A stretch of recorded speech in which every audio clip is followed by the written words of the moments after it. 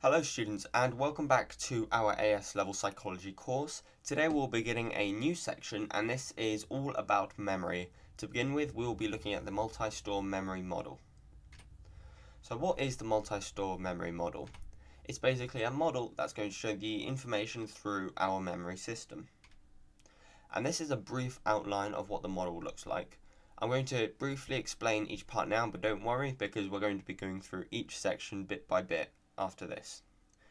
So we get our information and all our memory through environmental input, and this is input that we get through our senses. So whenever we see something, hear something, or feel something, that information is put from environmental input into our sensory memory, and this is the memory we get from our senses. Now the sensory memory then has a chance to be encoded, or pretty much put into short-term memory. And now the short-term memory is a memory piece that we have which really reminds us of everything we're thinking about consciously at one time. This can then be further encoded into long-term memory, or it can be kept in the short-term memory by rehearsing it. Okay, so first we're going to check out sensory memory. So what is sensory memory? It basically receives and stores information from the environment through our senses, so quite straightforward. The information that we get from sight is called iconic memory, and the information we get from hearing is echoic memory. So both of them decay, and that's because the sensory memory doesn't last very long. That's why it's either forgotten or stored into the short-term memory. Now, an example of this, if you have ever heard someone say a sentence, directly after they say their sentence, the sort of words they say and in their voice, it may kind of resonate through your brain a little bit until someone else says something and then you forget it completely. That's because that information has decayed and you're not going to be thinking about it as much. However, if you still can remember what they've said, that's because the memory from sensory memory has been encoded into short-term memory and is being rehearsed so that you know what to do when they sort of ask you a task. So, the attention mechanism selects what information we encode. So you may be thinking, now there is so much information we have to take in through our senses. Why do we only sort of remember some and we don't pay attention to a lot of it? And that's because we have this thing called the attention mechanism. Now, when you may be looking at your computer screen now, there is going to be still a lot of things around the room. Maybe pens, papers, pictures, anything. Now, you're consciously now not aware that the picture is sort of there, or in detail that is. You may not know every single detail of that picture, and that's because we have an attention mechanism which is only focusing your attention on what I say and what you see on the computer screen. So as a result, the amount of environmental input that we put into our short-term memory is varied and only the sort of information that we really want to focus on. Okay, so moving on from sensory memory, we have our short-term memory. And this holds the information that the individual can be thinking consciously about at one time. So, short-term memory is encoded from sensory memory, and the definition for encoding is the process of changing information to be remembered in a form that the memory can deal with. So, we encode acoustically to the short-term memory and semantically to the long-term memory. Now don't worry, I'm going to be going through this in a little bit, but you just have to know, write down your notes, that encoding to short-term memory is acoustically and long-term memory is semantically. Okay, so another thing we have to know is that the short-term memory has a capacity, and it's limited to 7 items plus or minus 2. So some people only have a capacity of 5 items minimum, and others have a capacity of 9 items. So they've done quite a few case studies just to prove this. For example, Miller in 1956 suggested that when seeing how many numbers people could remember and on a sort of a screen flashing by, when they're told to write them down, they only write down a maximum of 9 and a minimum of 5 on average, really. Some people may remember less than 5, but generally it's 7 plus or minus 2. And this is an important piece of information we're going to have to know, because in the exam, the question they're going to ask you on this is to outline and evaluate the multi-store memory model. And when you're outlining it, you just have to write down as many pieces of information you can remember about it as possible. So saying that short-term memory has a capacity of 7 items, plus or minus 2, is a big point, so you should definitely take note about that piece of information. Okay, now we're going to look at rehearsal. And this is basically to maintain the duration of items in the short-term memory, it must be rehearsed. So this then re-enters the information into the short-term memory. So there's two types of rehearsal. The first one is maintenance rehearsal, and this keeps information in the short-term memory. And also there's another form of rehearsal called elaborative rehearsal, and this keeps information in long-term memory. So the model may be misguiding because the rehearsal sort of mechanism is only situated below the short-term memory, but you can in fact rehearse information in the long-term memory as well, and that's called elaborative rehearsal. Right, next up is long-term memory, and this sort of holds information over a long period of time, potentially forever or up to a lifetime. So those first memories that you may have of, I don't know, a family trip to the beach or a birthday present, those memories are kept in your long-term memory, and those are never going to decay. And the capacity actually can be unlimited. I mean, of course, being human, you only live a finite number of years, but you can potentially remember all those moments, if you do encode them all into long-term memory, over all the years that you do live in. So, we did just look at elaborative rehearsal, and that's how you rehearse information in the long-term memory, but it doesn't actually have to be rehearsed because it lasts a lifetime.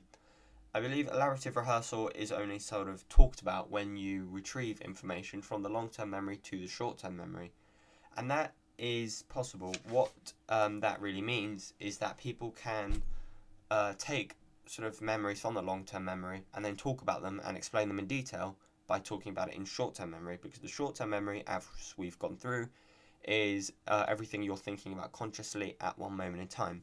So for example, if you want to tell your friends about this story that happened 2 years ago, then you would take that information from the long-term memory back into short-term memory by retrieving it, and then explaining it to them by rehearsal, and then you would encode it once again back into long-term memory once you finished thinking about it. So now we're going to look at short-term memory versus long-term memory. So this table is going to show the sort of features that both forms of memory have. So first we're going to look at encoding. Short-term memory is encoded acoustically. This means that the information that we encode is normally encoded through sounds. However, long-term memory is encoded semantically. Now what this means is that memory is encoded through meaning. So if we remember something in a lot of detail, if we elaborate upon it, that's going to give it meaning, and that's how we remember it semantically. So, capacity. Short-term memory has a capacity of 7 items, plus or minus 2, as we've just looked at. Remember, Miller's case study in 1956 suggested that when people are trying to memorize a few numbers on a computer screen, that generally they're going to get 7 items plus or minus 2. This is why phone numbers are so hard to remember, for example, because a lot of them have more than 7 letters, or numbers. Okay, however, long-term memory has an unlimited capacity. The duration, though, for short-term memory is a few seconds, and long-term memory is potentially a lifetime or forever. So now we're going to look at the strengths and the weaknesses of the multi-store memory model. Firstly, the distinction between short-term memory and long-term memory has been supported. People with amnesia have difficulty with the short-term memory tasks, but can recall long-term memory easily. So this is a big plus because it proves that there are two separate memory systems. There is short-term memory and long-term memory because they can easily be distinguished using case studies and scientific research. Another advantage is that the model is supported by the serial position effect.